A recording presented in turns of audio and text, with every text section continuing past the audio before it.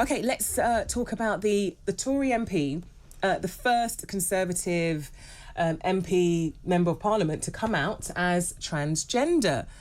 Big news. As I said, it hasn't happened before. This is James Wallis, MP for Bridgend in Wales. Yeah. Come out transgender, and he says that he's still figuring things out. Yeah. Doesn't know where to start. Still goes by the pronouns he, him. He, him, right now. And James, still James. And still James. Still James. Give it time, but he says he just didn't know where to start, and the first place to start is just to come out as transgender. Yeah, obviously a difficult thing to do, and I hope he lives a very happy life. But I do hope, very much so, that this does not conflict the Conservatives' view on women's rights and women's only spaces. Here we go, and this is where some of the debates surrounding transgenders now and is it's bringing right to now. the Emily Bridges thing. Obviously, she is now no longer allowed to compete against Laura Kenny this weekend, which is, thank the Lord, we finally have some common sense obvious. back. I can't believe even people discuss or debate. I and genuinely think don't think anybody who is trying to be realistically serious should be in the way of allowing trans athletes to compete in women's sports. I mean, you can respect how somebody wants to present and how they want to live their life without thinking that they should go and nick women's medals and trophies. You should be ashamed, standing on the first in the podium going, when you were... You should be ashamed, I don't get Ash. that. Well, I think so. You should be proud that you're beating a load of biological beating a women. woman in her own competition? Or punching a woman and knocking her out. And, that's not an achievement. Which I've seen happen. Their argument, their defence is that actually they're taking the hormones, which is taking away all the testosterone. And now having... They're still physically much stronger. Yeah. Are they? Yeah. Yeah, because I've seen hands, it's massive obvious. Feet, they're about 6 foot. With swimming, especially, what it's about about men? your limbs. What about men who might? Gosh, I'm 5'9". I've met plenty of men who's shorter than me. What about? We're not seeing any trans men who are beating men in sport. Ultimately, you're never going to get a woman make a final in a men's sport because men are better at sports than women. That is just how it is. And what about after taking? But the thing is, my question is, women will still why are drugs banned in women's sports? Why are drugs banned in women's sports, but men are not? Where is the logic in that? You can't take drugs, but you can be a bloke. Well, even there was a woman who had extra testosterone. They banned women who have... Semenya, wasn't it? Semenya, and they have extra... And they're actually now, I think, banned, aren't they? They're not allowed to compete. Semenya can't compete anymore.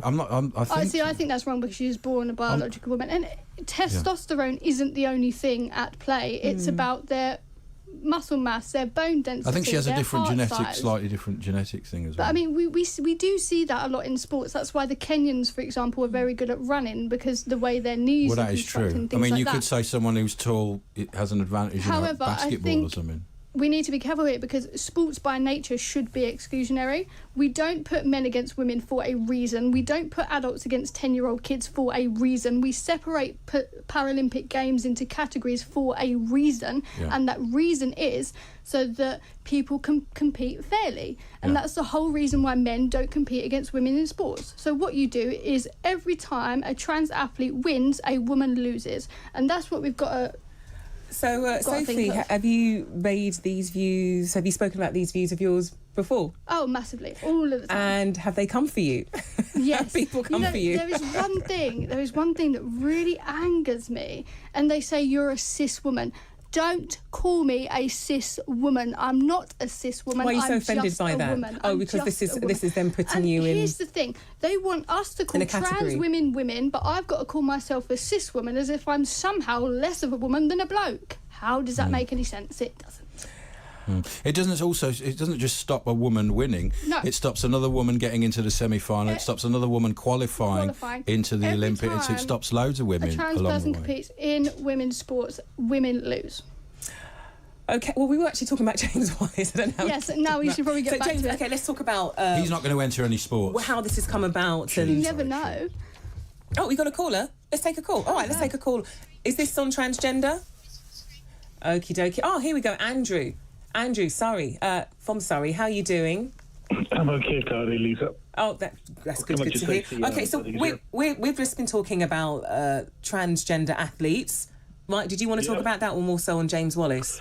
Well, no. I think Sophie's made very valid points in that when you look at the Paralympics, etc., that they have categorization towards disabilities.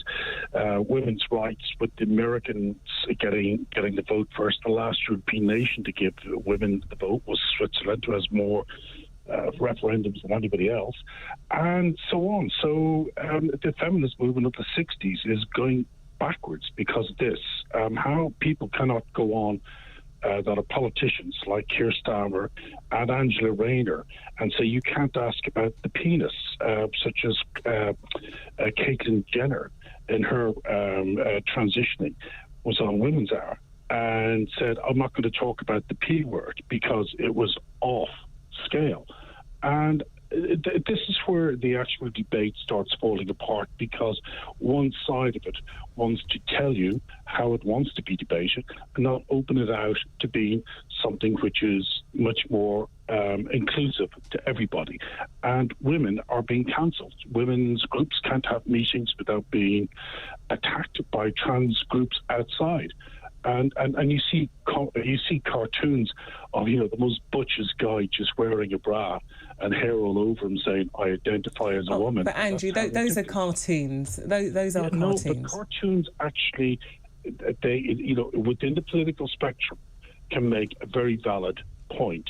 And but you can identify as transgender and be a hairy, big sort of person. I don't see any problem with that, because you can't help the way the weightlifter from New Zealand did.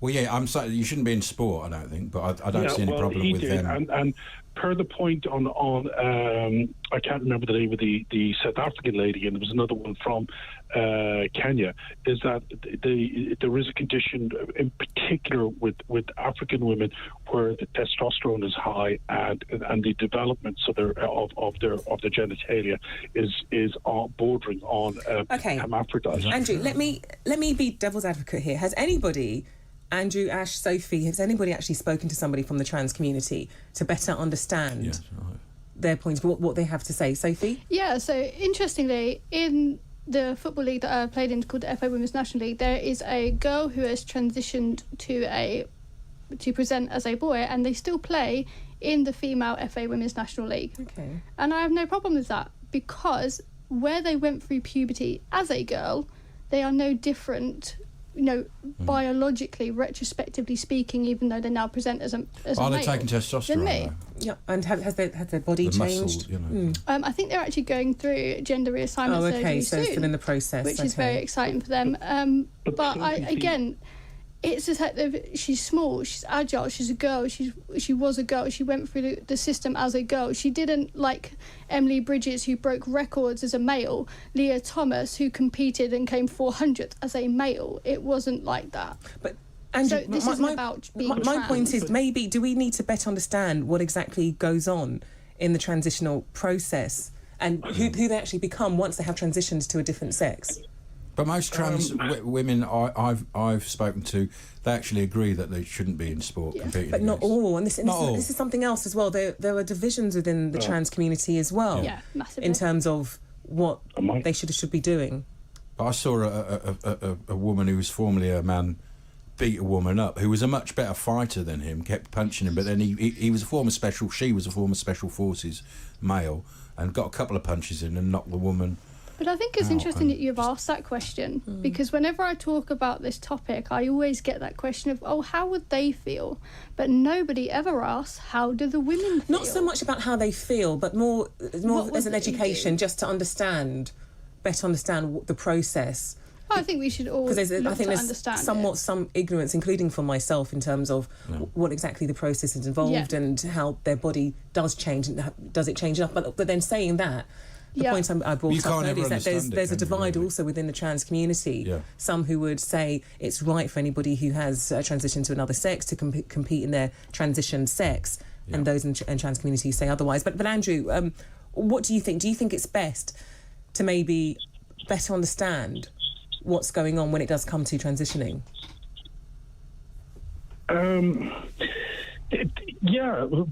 we're seeing cases of children that are transitioning at such an early. So that's a different point, and that's also a different discussion. But it is, because it goes back to Sophie's point that if you are going on a hormone treatment when you're 8, 10, or under 16 before you've developed, okay, there is some arresting of it. But in all of the examples that we've seen of people that have transitioned, they are of people that are fully formed human males who transition. So thus, as Sophie said, of your muscle, your heart, etc., and is developed.